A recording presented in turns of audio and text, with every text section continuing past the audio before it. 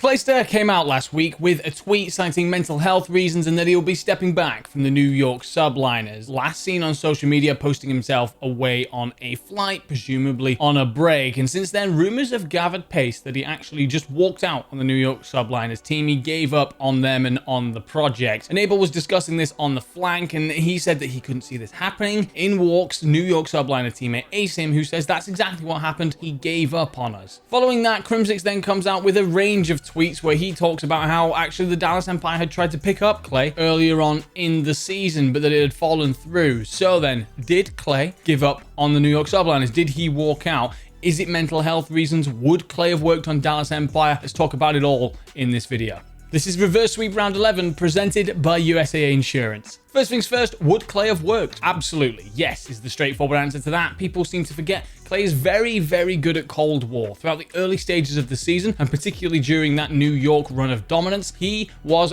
arguably the best AR in the league, and he has been very consistent up until recently, where he's fallen off a little bit. And if we are going to say there's mental health, then we can excuse those recent performances and still hold him in that high esteem, and he still would have been there when Empire tried to pick him up. Also, his leadership qualities clearly still exist. Yes, Asim has been very good, and Hydra has been a gem of a find, but still, he's dragged a New York Subliners team that was expected to be solidly mid-table into grand finals to take on Atlanta FaZe. They've done things that definitely wasn't expected, and to take a player as individually and team-focused as that, who's been so good, and put it into an Empire roster, would indeed have been a terrifying squad. And the thing is as well, this is an 18-time champion, a 3-time world champion, and when partnering with Crimsix, they've played 17 events together, won 11, and got to 13 grand finals. They have an average placing as a duo of better than second place. That is ridiculous, and it baffles me that they've not been put together more often. Why does this work so well? They just complement each other, right?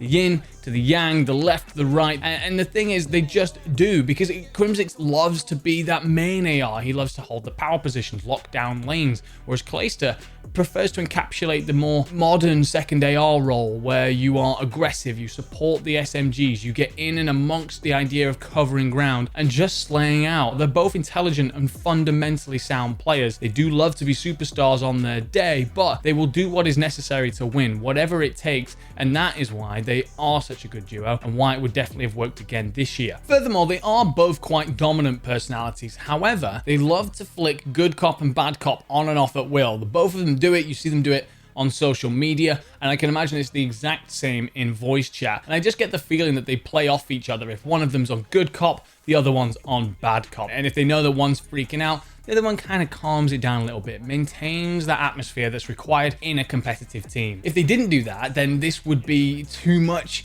all good at once and too much all bad at once for them to have the kind of results that they do manage to get. And finally, this setup worked before. Minus Hugh, who this year has been incredibly inconsistent and has his own bloody fairy tale going on, there is indeed the results there to back them up from last year. Clay knows Shotzi and Illy, he knows Rambo Ray, and he knows the whole MV setup. There are many, many reasons why this works, very few to see why it wouldn't. And honestly, I think you line up Crim, Clay, Shotzi, and Illy at their peaks of this year and get them towards that champs window where they all know how to perform, and they are indeed a side that could put an end to the Atlanta FaZe dominance. A very solid group there that I think a lot of the league will be glad didn't end up coming together. Next item then, did Clay walk out on the New York Subliners? Did he just give up and quit on them? Is he actually here in the wrong? Should he have stuck around and been the leader that he is? If he indeed did give up on them, that is very poor. He's the leader at the end of the day.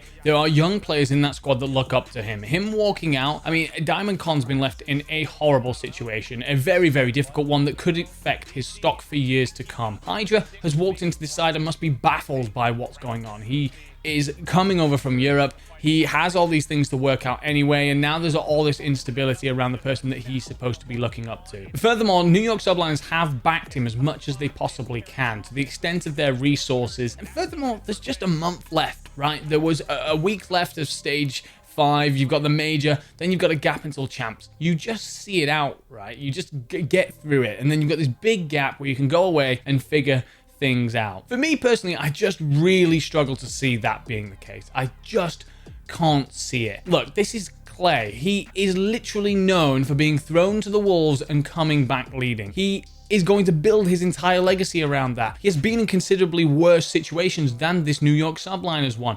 Yes, they've had a multitude of issues, from Zuma's injury to Asim's visa when things finally started to look right. All these things that are out of their control, and issues such as the Dallas Empire move falling through that could indeed add up and layer up. But I just don't see Clay turning around and just being like, I can't be doing this anymore. I can't be with this project. You're coming towards champs. He's got the record for being one of the only players to still appear at every champs. Why would he just walk out? And this is where I come to the feeling that this is about mental health issues. Clay's talked a long time now about COVID and how he can't see friends, he can't see family. Zuma's retirement means he lost one of his closest buddies in that voice chat. Probably someone who he was very excited to play with throughout this year. He has massively overperformed as an individual, and they have as a team. And maybe he was just exhausted by this, asked for it again and again and again, another issue, another problem. And the thing is, if he has fallen into that spiral, he should be applauded for taking the break. Let's face it, we are in a time now where mental health is supposed to be championed. Clay is a person that is looked up to by the entire next generation of Call of Duty players. And if Clayster is indeed suffering from his mental health issues that he is saying that he has, and then taking a break from it, this sets the correct example for those young players. If you are struggling, if you do find yourself in a spiral, you are right to take a break. And as human beings and as people, we should recognize that and should indeed sit here and champion Clay